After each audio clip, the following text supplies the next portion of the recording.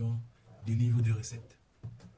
Si vous m'avez suivi dans les vidéos précédentes, vous allez remarquer que nous avons déjà travaillé avec les variables, les conditions, les boucles, les dictionnaires, les fichiers, ainsi que la gestion des erreurs en utilisant le Python. Donc dans cette nouvelle vidéo, nous allons développer une application de livre de recettes. Bon, je vais rapidement vous montrer à quoi est-ce que ça va ressembler. Donc on va faire Python recette.py.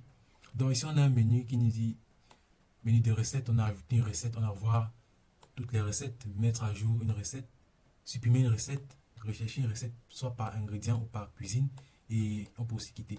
Donc je vais commencer déjà par ajouter une recette. Bon, le nom de ma recette ça sera le riz sauté. Ok, les instructions, bon, je ne serai pas long, je vais juste mettre 1, 2, 3, 4 et 5. Bon, ça c'est une cuisine camerounaise, bien un peu aussi une cuisine chinoise, n'est-ce pas? Là, on va ici recette ajoutée avec succès.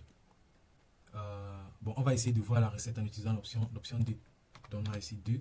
Vous voyez, voici toutes les recettes ici. La première recette c'est la pasta carbonara. Et il y a la pasta, les œufs, le bacon et ainsi que le parmesan. Comme instruction, il y a cook pasta, mix eggs and bacon then combine. Et c'est une cuisine italienne. Ensuite, on a notre deuxième recette ici, riz qu'on vient de créer. J'ai dit ingrédients sautés, ok, c'est une erreur. Ensuite, on a les instructions 1, 2, 3, 4 et 5. Et la cuisine, elle est d'origine camerounaise. Bon, on va essayer de mettre à jour notre recette parce qu'on a fait une erreur. On a mis ici sauté au mieux peut-être de tomates, oignons, ainsi de suite. Donc, je vais mettre à jour. Nom de la recette, il faut mettre à jour, c'est le riz, n'est-ce pas? Ok. Les ingrédients du riz, c'est quoi? C'est la tomate, l'oignon, le sel, n'est-ce pas? L'huile. Voilà. Les instructions, bon, je ne vais pas trop les changer, je vais juste les laisser vite. Et la cuisine, je vais aussi laisser vite. Ok. On va ici, on a recette, on a riz, tomate, oignon, sel, huile. Donc la recette a bel et bien été mise à jour et les champs où je n'ai pas touché, elles sont juste restées les mêmes. Bon, on va essayer de supprimer cette recette parce que c'est la quatrième option ici. Bon, on va d'abord faire la recherche par ingrédient. On va faire une recherche par ingrédient, ça c'est l'option 5. On va chercher peut-être l'ingrédient sel. On va chercher le sel. Vous voyez, on a dit sel ici, on a dit aucun ingrédient trouvé. Ok, il y a un espace sur sel ici, il y a un espace. Donc on va encore faire ça, on va faire 5. Et je vais faire sel comme ceci. Ouais. Bon, voici celle que j'ai entrée. Et on a ici recette 1, non, riz, et ainsi de suite. Je peux aussi faire la recette par cuisine, n'est-ce pas? Donc je vais faire option 6. Par cuisine ici, nous avons riz, comme ça. Vous voyez, on a dit aucune recette trouvée. Peut-être il y a un espace. Bon. Ok, cuisine, par cuisine. Bon, je vais chercher camerounais, camerounaise. Ah, désolé. Bon, on peut rechercher une recette, je commence à perdre du temps. Et aussi, on peut, si par exemple vous avez remarqué, lorsqu'on entre lorsqu'on entre un champ invalide, on aura ici option invalide. Veuillez choisir une option. Lorsqu'on entre une option invalide, on a ici option invalide, n'est-ce pas? Veuillez entrer une option entre 1 et 7. Et on peut juste simplement quitter. Donc, voici ce que nous allons développer aujourd'hui. À côté de ceci, nous avons un fichier JSON qui est mis à jour à chaque fois que nous ajoutons quelque chose à notre livre de recettes. Ceci est considéré comme notre base de données parce que ici, nous pouvons voir ici, on a le nom, on a les ingrédients et on a les instructions. Et ainsi que la cuisine pour chaque recette dans notre système. Donc, c'est ça que nous allons développer aujourd'hui. Donc, je vais rapidement, ça c'est ce qui marchait. Bon, je vais juste le commenter pour qu'on puisse le développer ensemble, n'est-ce pas? Ou ça, je vais tout simplement le supprimer. Ok. Je vais le supprimer et recréer un autre fichier. Recette.py. Ok. Bon, déjà, si vous avez remarqué, on utilise ici le package JSON pour gérer les contenus JSON. Donc, on va déjà commencer par importer JSON, un package Python pour travailler avec les fichiers JSON, les fichiers en fait JSON, JavaScript Object Notation. C'est comme ça que s'écrit, c'est comme ça. En fait, ça c'est la définition du JSON. Et je vais aussi importer le typing. import list. On va importer les listes et les dictionnaires. Ok. Bon, premièrement, nous allons faire les fonctions pour stocker. Nous allons faire les fonctions pour stocker. Donc, fonction stockage. Et là, on aura def save receipt to file. Et là, lorsqu'on va prendre les recettes, qu'est-ce qu'on va faire? On va d'abord prendre les recettes. Donc, on a receipt. Receipt, ça sera une liste de recettes. N'est-ce pas? Et on va aussi prendre le fichier. Où est-ce qu'on veut stocker? Où est-ce qu'on veut stocker ça? Ok, j'ai une petite erreur. Ok. Ok. Où est-ce qu'on veut stocker ça? On va stocker ça dans file name. Et c'est juste une chaîne de caractères, donc string, comme ça. Maintenant, qu'est-ce qu'on veut faire? On veut sauvegarder ces recettes dans un fichier. On veut sauvegarder cette liste. En fait, cette liste contient des dictionnaires. Bon, là, nous sommes en train d'utiliser liste et dict ici. Ça, c'est pour définir le type de données que nous sommes en train d'entrer. Donc, si vous avez suivi ma vidéo sur les fichiers, je vais faire un 8 open, n'est-ce pas? Et préciser le nom du fichier où est-ce que je veux sauvegarder mes données, c'est-à-dire file name, en mode write, n'est-ce pas? Et là, as, bon, je vais dire as file. Et là, je vais juste dire json.dump receipt file indent. C'est quoi tout fond? Ok. Cette ligne de code veut simplement va convertir déjà nos dictionnaires qui sont ici, les dictionnaires qui sont définis en tant que recette en document JSON. Donc en fait, ici là, on va faire un JSON. Non, on va faire un Python dictionary to JSON pour pouvoir être stocké dans ce fichier. JSON qui est juste là. Vous voyez? Donc c'est juste ça. Le JSON.doms permet de faire cette conversion là. Ensuite, ça c'est save receipt to file. Donc ça c'est pour sauvegarder les recettes vers un fichier. Maintenant, ce que nous allons faire, c'est def load, n'est-ce pas? On va vouloir charger les fichiers, prendre les recettes et l'amener vers le code. Donc on va maintenant load les receipts from file. Et là, on va faire file name.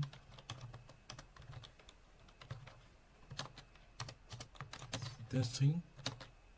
C'est tout. Ok. Et là, on va essayer de... On va d'abord faire un try pour voir est-ce que le fichier existe. N'est-ce pas? Si le fichier n'existe pas, on va faire quelque chose. On va faire except. Donc, si ce fichier n'existe pas, except file not found error. On va ajouter return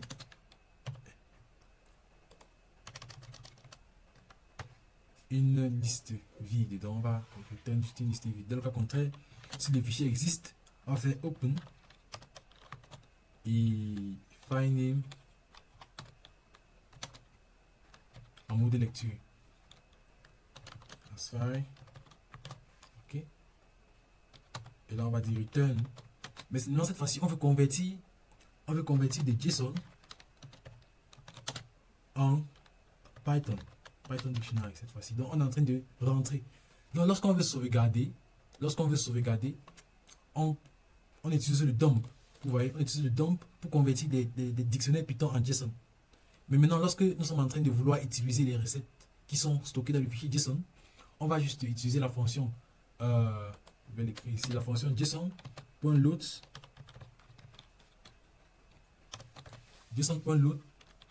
pour pouvoir convertir les fichiers qui étaient en JSON en Python cette fois-ci pour qu'on puisse travailler avec. Et ça sera tout pour notre fonction qui se charge de appeler, qui se charge de charger nos recettes dans l'application. Maintenant, nous allons créer des fonctions pour la gestion des recettes, c'est-à-dire ajouter les recettes, voir les recettes, mettre à jour les recettes ainsi que supprimer les recettes. Donc ici on va faire un add, bon add delete update et et voir, n'est-ce pas? En anglais, c'est view. Ok. Donc, je vais faire def at receipt. Receipt en anglais veut dire recette. Donc, si vous ne comprenez pas, c'est pas grave. At receipt. Et là, on va faire un file name. Donc, at receipt. Ici, nous allons utiliser la recette. Donc, on aura un paramètre receipt ici. Je vais prendre une liste. Et cette liste va toujours contenir un dictionnaire. En fait, c'est une liste de dictionnaires. Et ensuite, on aura le nom de la recette. Ensuite, nous aurons les ingrédients.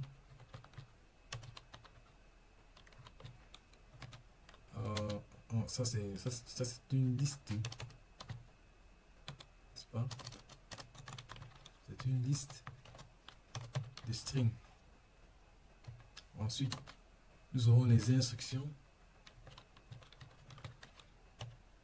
Toujours une liste de strings. String. Et ensuite, nous aurons la cuisine. Ici, nous aurons juste une chaîne de caractères, tout simplement. Ok. Donc, maintenant, entrons dans le vif du sujet. Pour pouvoir ajouter une recette, nous allons créer une instance, une variable qui va d'abord se charger de stocker notre recette pour un début. Donc, on a name, donc on a le nom de la recette, name. Ici, quoi, to name. Ok. Donc, ce nom-ci que nous avons entré ici, c'est ça. C'est ça notre nom. Maintenant, nous allons aussi prendre, nous allons faire la même chose pour les ingrédients. Donc, je vais juste copier pour gagner en temps. Donc, on aura les ingrédients ici. Et là, nous aurons les instructions ici. Ensuite, nous aurons la cuisine.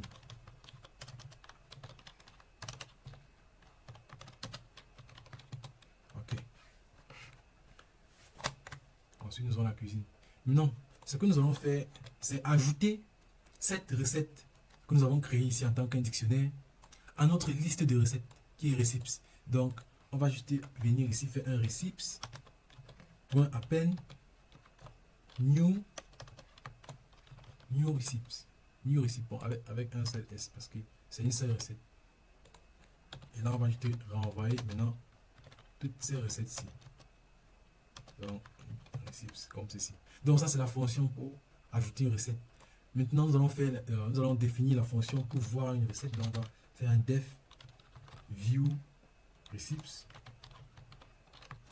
Et elle va juste prendre en paramètre les recettes parce que c'est tout ce qu'on a besoin ici. On a juste besoin des recettes qu'on veut voir. Donc, on aura ici une liste de dictionnaires. Là, maintenant, nous allons vouloir afficher les recettes. S'il arrive que nous n'avons pas de recettes, donc if not receipts, on va juste faire un print à l'utilisateur. Moi, je vais copier l'emoji. Je vais copier l'emoji ici. Et là, on va dire aucune recette trouvée. Aucune recette trouvée. Ensuite, si la variable receipt n'est pas vide, ça veut dire que bel et bien nous avons des recettes qui existent. On va utiliser une boucle for, on va dire for I, et puis receipt. On va utiliser la fonction enumerate sur les recettes et on va commencer à 1. Ok. Là, nous allons afficher la première recette, la deuxième, la troisième, ainsi de suite. Donc ici, nous aurons entrée. En fait, ceci signifie entrée. Là, je copie l'emoji qu'on va utiliser pour rendre notre application plus dynamique. Donc recette. Et là, on va mettre le numéro recette numéro 1. Donc I. Donc si vous avez remarqué ici, j'utilise la fonction enumerate, n'est-ce pas? Et je commence à 1. Ça veut dire que pour chaque recette qui existe, nous allons commencer avec 1, 0, 1, 2, 3, 4, 5, 6 et ainsi de suite. Donc, ça c'est notre premier print. Bon, je vais juste rapidement copier les prints pour gagner en temps. Donc ici, nous avons print, nom de la recette, print, ingrédients, print, instruction, print, cuisine. Donc tous ces prints que je vous ai montré au début de la vidéo lorsque nous faisions les tests, c'est ça que nous sommes en train d'exécuter ici. Il y avait une petite erreur, voilà. Ok. Donc ça c'est tout pour voir. S'il y a une recette, s'il n'y a pas de recette, excusez-moi, s'il n'y a pas de recette, on n'affiche aucune recette. Dans le cas contraire, si nous avons une recette, on va faire une boucle for et on va afficher toutes les recettes avec cette boucle for si on va voir le nom de la recette et autres. Ensuite, nous allons passer à la fonction pour mettre à jour une recette. Donc pour mettre à jour une recette, on va définir cette fonction update receipt. Et là, on va dire receipt. Et là, c'est encore une fois de plus une liste de dictionnaires. Et ici, nous avons le nom. Nous avons le nom. On pouvoir mettre à jour. On aura encore tous ces mêmes paramètres ici. Donc, je vais juste copier ça pour gagner en temps. Et revenir là. Et là, coller juste ici. Ok. Et j'ajoute mon 2 points et je reviens à la ligne. Donc, pour mettre à jour la recette, je vais juste dire for receipt. Une receipt. Donc, je fais passer une boucle sur toutes les recettes qui existent dans ma base de données et je fais if receipt name .strip. C'est une fonction .lowercase. En fait, lower, vous devez juste dire pour que s'il y avait peut-être une chaîne de caractères qui avait une lettre majuscule, elle sera juste convertie en lettre minuscule. La méthode strip ici, elle va nous aider à retirer les espaces. Par exemple, si nous avions peut-être hello comme ceci, en utilisant la méthode strip, nous aurons hello comme ceci. Donc, les espaces qui sont à ce niveau-ci et à ce niveau-ci seront juste retirés. Donc, c'est à ça que c'est la fonction strip. Point lower est égal à lower, c'est une fonction qui va transformer tous nos lettres majuscules en minuscules. Lower est égal à name.strip aussi, qui est une fonction. Point lower. Donc là, nous sommes en train de comparer une recette qui existe dans la base de données et avec une recette qui est entrée par l'utilisateur. Donc c'est ça que nous sommes en train de faire. Ok, je vais juste supprimer ce commentaire.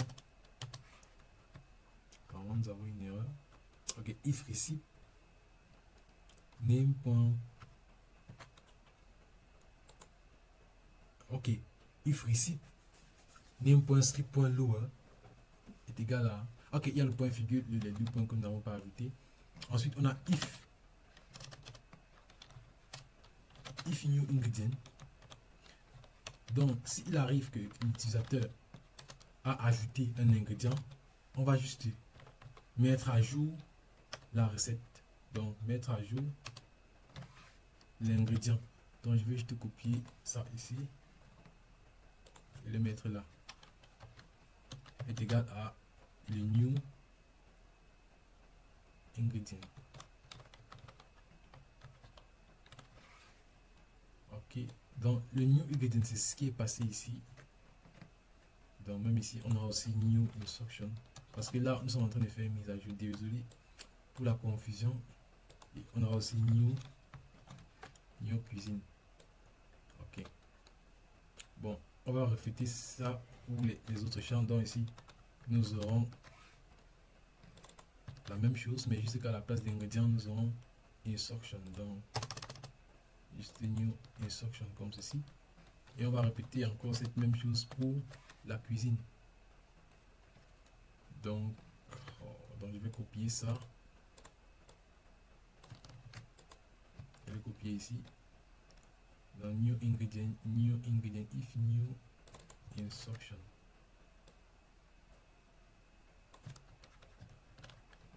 Et là, if new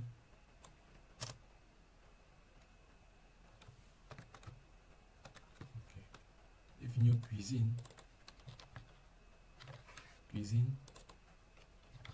new cuisine. Ok. Et lorsqu'on va faire cette mise à jour, puisque nous ne faisons que la mise à jour d'une seule d'une seule recette à la fois. On va juste break, casser la boucle pour dire que bon, lorsque tu parviens à mettre à jour une recette, tu t'arrêtes. Et là, on va ajouter return des recettes. Donc, des recettes dans receipts. Ensuite, nous allons faire la fonction pour supprimer une recette. Donc, on va faire def delete receipt. Et on va faire receipts list le dictionnaire. Et on va passer le nom de la recette qu'on veut supprimer. C'est un type string. Et là, nous allons faire juste un return. On va retourner une liste. On va dire ici for receipt in receipts. Donc, ça c'est, on va faire, bon, j'écris tout et je vous explique. If receipt name is not, donc n'est pas égal à name. Ok.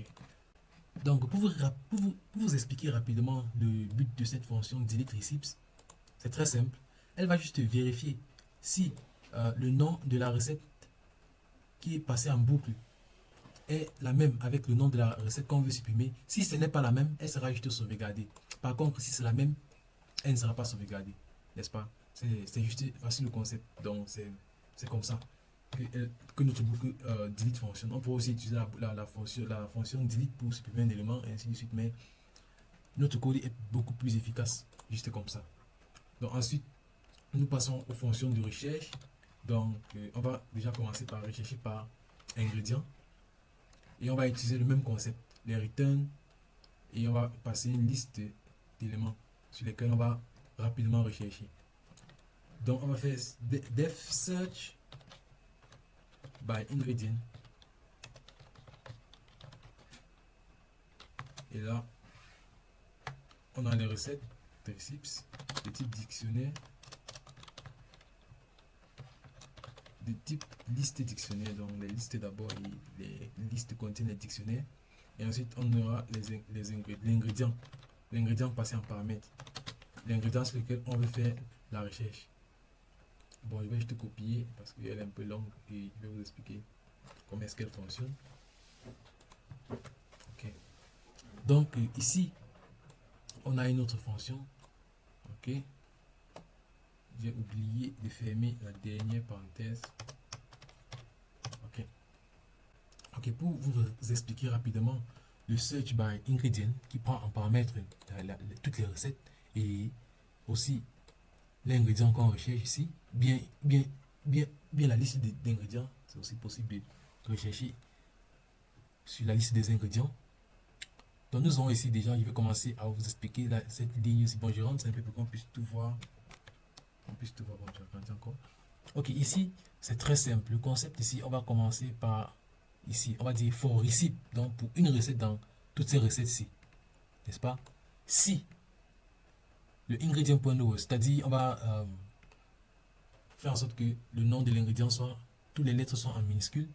Donc si cet ingrédient se trouve donc si cet ingrédient-ci se trouve dans la liste des ingrédients, donc si l'ingrédient qu'on va en entrer se trouve dans la liste des ingrédients contenus dans cette recette-ci que nous sommes en train de parcourir, on va juste retourner cette recette-là. Et puisque c'est une boucle for qui passe sur toutes les recettes, si nous, par exemple, nous avons le sel si le sel est utilisé dans plus de 3 recettes, ces 3 recettes seront juste retournées à la fin de cette boucle, à la fin de cette instruction. Donc, c'est comme ça qu'elle va fonctionner, cette fonction-ci.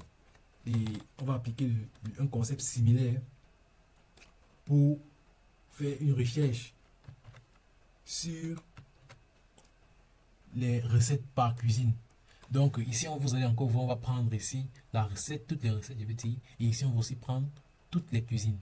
Ensuite, nous allons faire un for receipt in receipts. Donc pour chaque recette dans les recettes, on va prendre la recette que nous avons passée en paramètre et la faire en sorte qu'elle devienne minuscule. Et ensuite, nous allons la comparer juste avec... Ok, voici la recette plutôt que... Excusez-moi, voici la recette que nous allons passer en paramètres ici, cuisine, qu'on voit ici. Ensuite, nous allons la comparer, n'est-ce pas, en utilisant le equal to, égal, égal. Nous allons la comparer avec la recette qui est actuellement dans la boucle, c'est-à-dire ici, dans ici, cuisine, on va la comparer. Et s'il arrive qu'on trouve cette cuisine-ci, la recette, n'est-ce pas, sera envoyée et sauvegardée dans cette liste-ci. Dans le cas contraire, on va juste passer à la prochaine recette si elle n'est pas trouvée. Donc, je pense que nous avons déjà écrit toutes nos fonctions. Nous avons commencé par la fonction save to file, load from file, add, view. Ensuite, nous avons fait le update, nous avons delete, nous avons search. Nous avons search par ingrédient, nous avons fait la recherche par ingrédient aussi, ainsi que la recherche par cuisine. Maintenant, nous allons passer à la fonction main, donc c'est-à-dire le corps même de notre application. Bon, nous avons fait un def main. Cette fonction-ci ne prend rien en paramètres. On va donc commencer par définir notre fichier. Donc, le nom de notre fichier sera receipts.json. Bon, oui, receipts.json. Et ensuite, nous allons charger nos recettes. Donc, en utilisant les recettes qui sont dans ce fichier-ci, nous allons charger notre variable recette. Parce que, si vous avez remarqué, c'est cette variable ici qu'on utilise dans tout notre code. Donc, il va falloir la charger dès le commencement de notre application, de notre livre de recettes. Donc, on va charger. Lorsqu'on charge, nous utilisons la fonction load que nous avons définie plus haut. Donc, on aura ici load receipts. Et on va juste passer le fichier. Donc, lorsqu'on va load les receipts, ce bout de code va s'exécuter et tous nos fichiers, tous nos recettes, je vais dire, seront chargés dans le receipt. Parce que si vous regardez ici, nous sommes en train de retourner une liste. Nous sommes en train de retourner une liste à ce niveau-ci. Et cette liste sera chargée ici, dans receipts. Ensuite, nous allons faire une boucle while. Une boucle infinie, n'est-ce pas? Et je vais afficher notre menu en utilisant cette boucle. Je vais afficher notre menu ici. Donc, nous avons déjà print, menu, livre de recettes, option 1 pour ajouter, 2 pour ajouter, jusqu'à 7 pour quitter l'application, ou bien quitter la boucle. Et juste là en bas, nous voyons ici, on a le choice pour prendre ce que l'utilisateur nous a donné comme entrée. Là, voici où toute notre application se joue. On va dire ici if choice is equal to 1. Donc si le choix est égal à 1, ça dit quoi? Si on veut ajouter une recette, bon, je vais copier le code juste là. Si on veut ajouter une recette, on va juste prendre le nom de la recette, name, input, nom de la recette. On va prendre les ingrédients, on va prendre les instructions et on va faire un point split pour pouvoir séparer à chaque fois qu'il y a une virgule pour pouvoir aussi faire la différence. Et aussi, nous allons prendre les instructions, la cuisine, et nous allons créer une recette en utilisant le add receipt, n'est-ce pas? En utilisant add receipt, on a pris le nom, l'ingrédient, les instructions, la cuisine et ainsi que la liste de recettes. Donc si je remonte ici, vous allez voir que on crée d'abord une instance de la recette et ensuite on va l'ajouter à toutes les recettes, n'est-ce pas? Donc là, on vient de créer notre recette.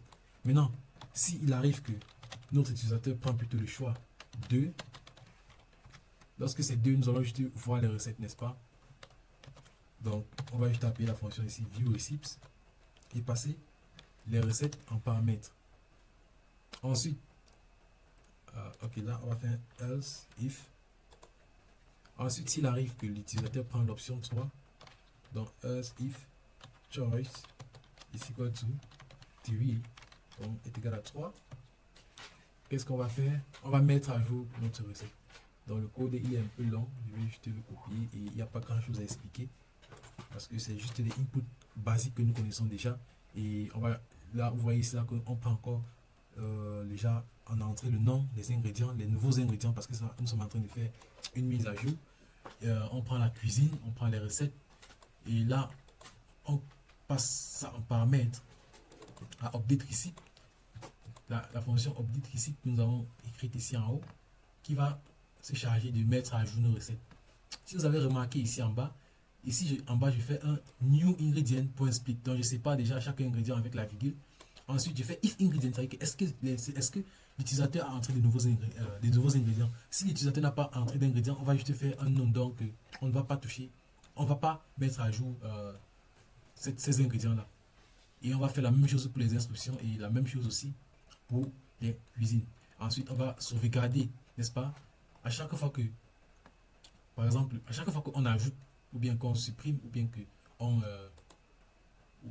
on met à jour une recette, il va falloir mettre à jour notre base de données. Et c'est là qu'on va utiliser la fonction save receipt qu'on voit ici, qui va juste se charger d'ouvrir le fichier, prendre les données qui arrivent et les stocker dans notre fichier.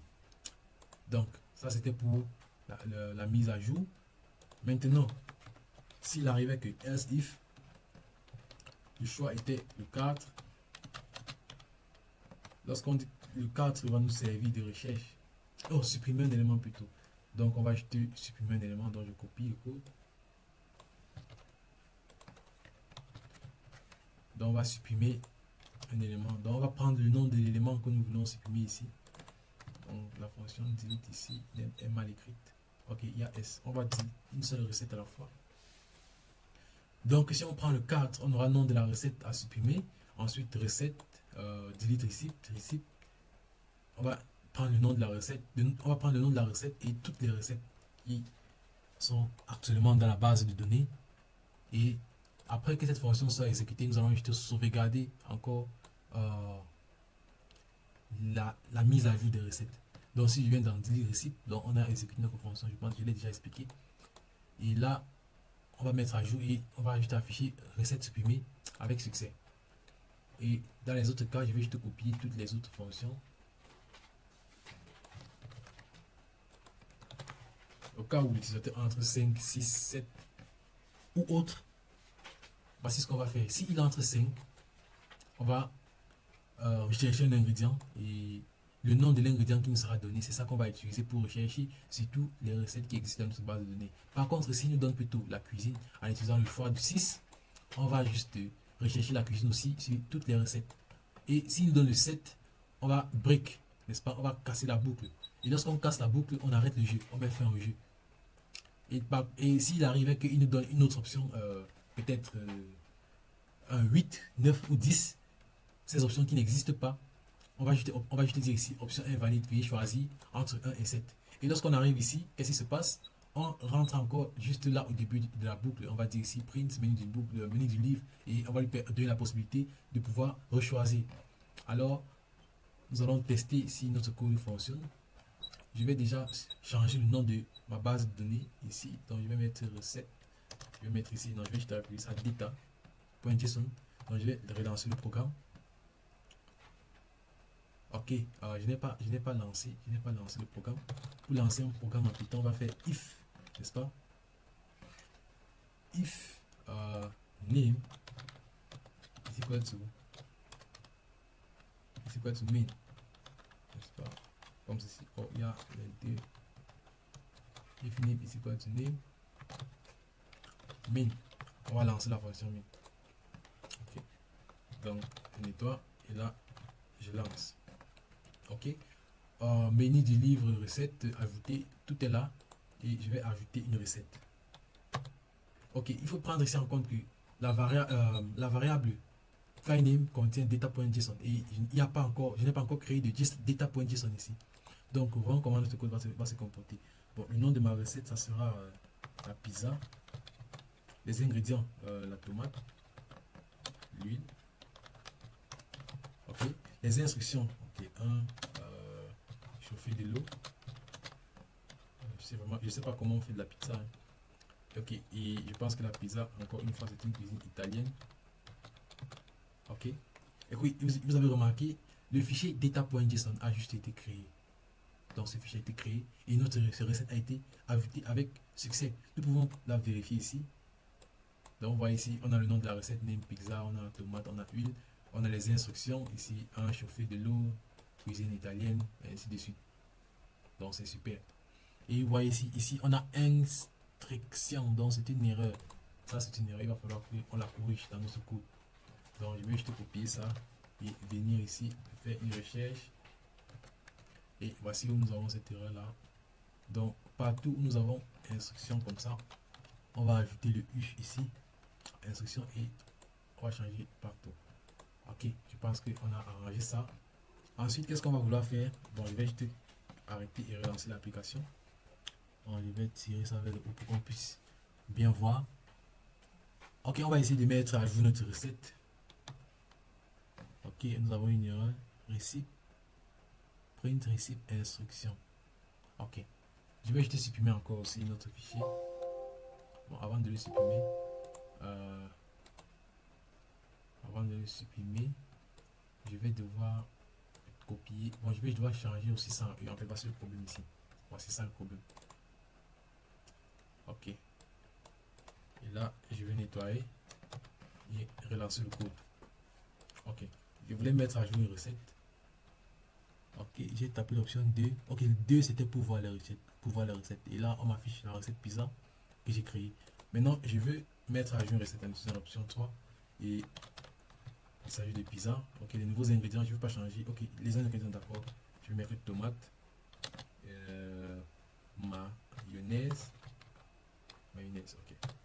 Voilà, les instructions, elles me vont comme ça. Et peut-être que la tomate, peut-être que la pizza, je vais la changer en USA pour dire les usagers. Et ma recette a été mise à jour avec succès. Ici, on voit pizza, tomate, mayonnaise. Ici, on regarde aussi dans notre base de données. Vous allez voir ici tomate, mayonnaise qui a été mise à jour. Et USA. Maintenant, on a mis notre base de données à jour, notre recette à jour. Et maintenant, nous allons la supprimer. Bon, je vais juste prendre l'option 4 pour la supprimer. Le nom de la recette, il s'agit de pizza. Donc, si vous avez remarqué, notre liste de données a été supprimée. Il n'y a plus rien à l'intérieur. Et c'est comme ça que notre code fonctionne très bien. Donc, je vais juste quitter le jeu en utilisant le 7. Merci d'avoir utilisé le livre de recettes. Donc, ça sera tout pour cette vidéo. Si vous parvenez à réaliser ce projet, si vous aurez des bases solides en variables, en compréhension des variables, en structure de données, en utilisant que ce soit les dictionnaires, que ce soit les listes, vous aurez une base solide concernant les boucles, les conditions, la gestion des fichiers et aussi ainsi que la gestion des erreurs. Alors, si vous pensez que cette vidéo peut aider vos camarades ou un proche, n'hésitez pas à partager cette vidéo, laisser un like et surtout laisser des commentaires positifs. On se revoit dans la prochaine vidéo. Merci.